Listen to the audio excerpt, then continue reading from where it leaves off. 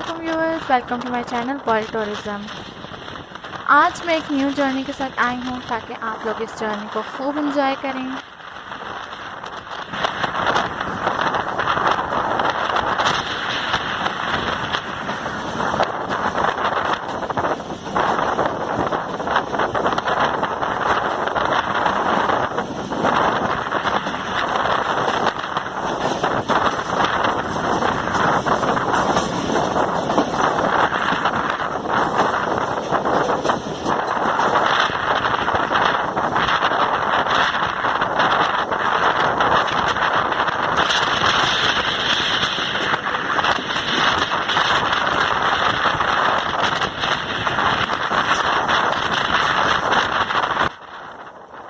Train journey डाइवन to Drigh road junction की है बाय एडन तेज़गम एक्सप्रेस।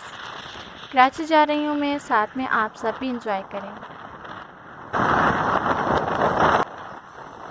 मुझे ट्रेन ड्राइवर की एक बात बहुत अच्छी लगती है, फास्ट एंट्री करते हैं स्टेशन पर और परफेक्ट रुकते हैं स्टेशन पर।